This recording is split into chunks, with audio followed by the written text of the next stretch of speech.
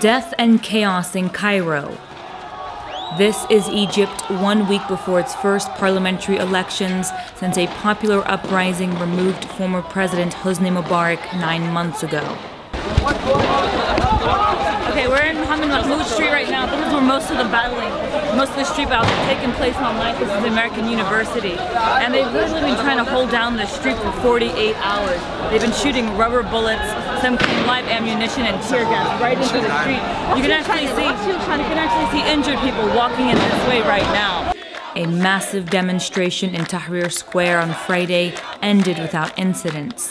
But when a few hundred protesters tried to stay in the square, the epicenter of the Egyptian revolution, the military government tried to displace them violently. It was basically a sit-in to demand the handing over of authority to civilians. And basically the Muslim Brotherhood, the Islamist parties, they were joining us and then they left. And the people who stayed were the injured people from the revolution. Then the next morning the police came, they ripped out all the tents, they attacked everybody, they started beating them up. So we started gathering and going back to Tahrir, and as soon as the numbers became big enough, the clashes started. It was the first time Egypt's much discredited police force had attacked demonstrators since January. On Saturday, the police killed 2 and injured hundreds. But the protesters proved resilient and reoccupied the square Saturday evening. Throughout the night, thousands waited for an imminent attack from the police, preparing rocks and Molotov cocktails to defend the square. This time, it was not the police, but the military forces who attacked.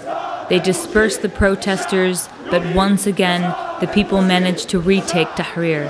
Today I can say I saw them being oppressive. Like I've seen them beating people, and I've been hammered and bombarded with tear gas. Like I fainted in the morning because of the tear gas. I'm a pharmacist by profession. I was in the field hospital, and then they attacked us in the field hospital.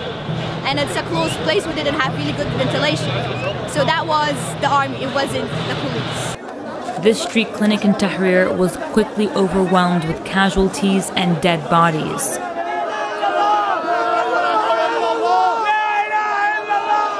Doctors here say police and soldiers are using excessive force to push back demonstrators, including tear gas they say is more toxic than that normally used against protesters. لكن اللي احنا شفناهم في العياده هنا هم 4 حالات وفاه. منهم 3 ميتين باختناق. واحد مخبوط على الفقرات العنقيه بتاعته ممكن تعتبره اعدام لانه اتعدم بس. غباء المجلس العسكري اللي هو عمله وان هو حاول ان هو يفضي الميدان بالقوه وان هو يضرب انظف ناس في مصر كلها اللي هم اسر الشهداء ومصاب الثوره دول انظف ناس في مصر. كويس اللي هو عمله دوت خلى مصر كلها تنزل طبعا. مصر هتفضل تنزل والثوره مش هتموت واللي هم بيعملوه بيصحوا الثوره مش بيموتوها.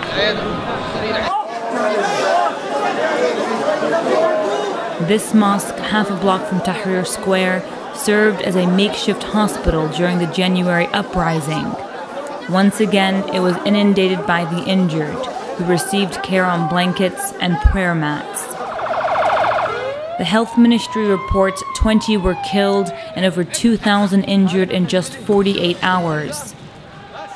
On Monday, 10 more were added to the death toll.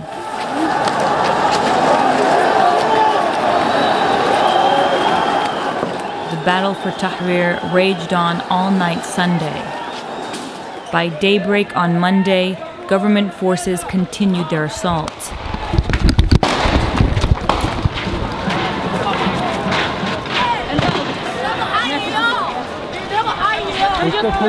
They just pushed the protesters out of Mohammed Mahmoud Street where they're shooting tear gas, rubber bullets, and what sounded like live ammunition. You can see people are being flushed back out into Tahrir Square, and they're heading back, but everyone's still trying to hold the square.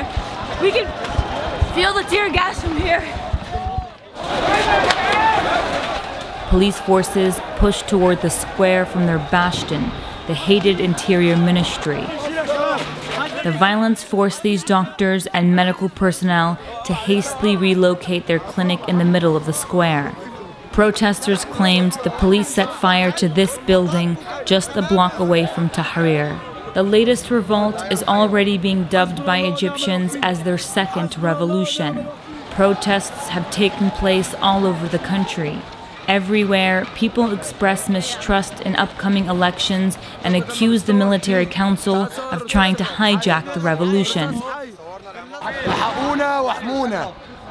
لجنة حقوق الإنسان تيجي تخلصنا ولا جيش نافع ولا حكومة نافعة مجلس حرامية ووزراء حرامية وحسني مبارك حرامي وجايبين لنا القناصات كأننا احنا فلسطين وهم إسرائيل. Some candidates are already pulling out of the parliamentary elections slated for November 28th. The military council says the elections will proceed as scheduled. For its part, the Muslim Brotherhood, the largest and most influential political organization in Egypt, backs the military council's decision.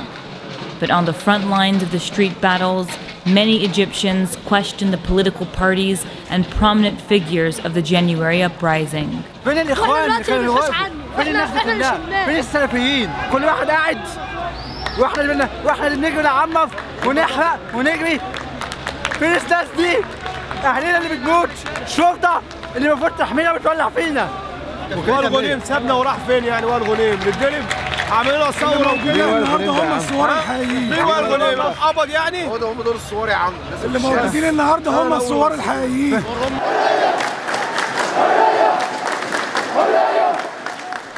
Here on the streets, there are no leaders or political affiliations. Only a steadfast commitment to fight for the ouster of the military regime. And now we're saying it's going to be a sit-in. It's going to be anti-SCAF. We don't want the SCAF. We don't want the military council. We want power handed to civilian authority, like right now. Like, not later, not after the elections. As the battle for Tahrir finishes its third day, Egyptians in the square remain defiant. Jihan Hafiz for The Real News in Cairo, Egypt.